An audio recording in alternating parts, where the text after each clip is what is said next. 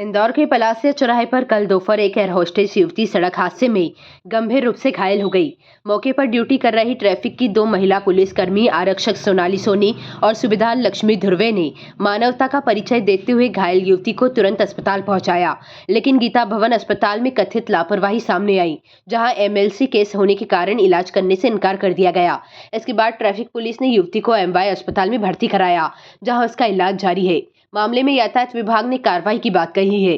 दरअसल पलासिया चौराहा पर हुए इस सड़क हादसे में एक एयर होस्टेस युवती गंभीर रूप से घायल हो गई। मौके पर तैनात ट्रैफिक पुलिस की महिला आरक्षक सोनाली सोनी और सूबेदार लक्ष्मी धुर्वे ने तत्परता दिखाते हुए घायल को तुरंत नजदीकी गीता भवन अस्पताल पहुंचाया। वहीं इस मामले में आरोप है कि वर्दी में मौजूद पुलिस कर्मियों द्वारा घायल को लाए जाने के बावजूद अस्पताल प्रबंधन ने प्राथमिक उपचार देने से मना कर दिया। अस्पताल की इस कथित लापरवाही के बाद दोनों महिला पुलिसकर्मियों ने बिना देर किए घायल युवती को एमवाय अस्पताल पहुंचाया, जहां फिलहाल उसका इलाज जारी है।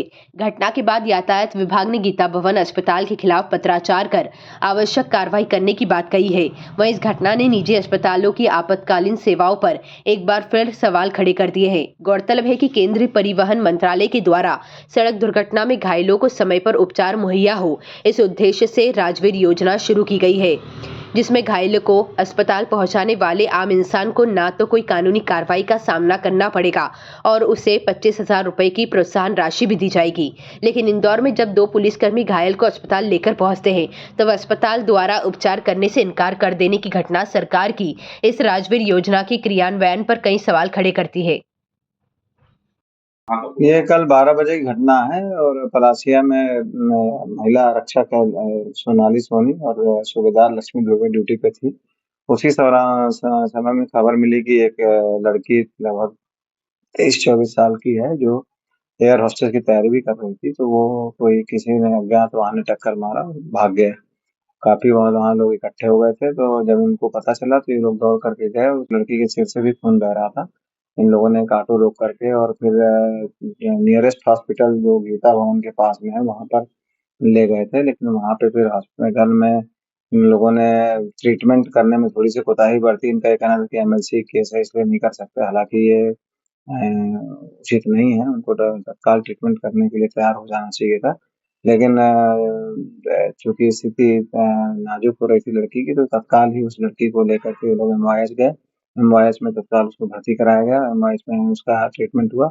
अभी फिलहाल की स्थिति में वो लड़की पूरी तरह स्वस्थ है और अपने जहाँ वो पढ़ती थी वो हॉस्टल में पहुंच चुकी है, स्वस्थ है। सर, जिस अस्पताल में उपचार के लिए जो मामला कर दिया, तो पहले किसी तरह का अब ये परीक्षण का विषय है, इसमें देखा जाएगा कि कौन डॉक्टर है जिन्होंने मना किया है। उनको बार-बार ये इस संबंध में निर्देश हैं, कोर्टों के भी निर्देश हैं कि इसमें कोई इलाज में कतई कोताही ना बरती जाए।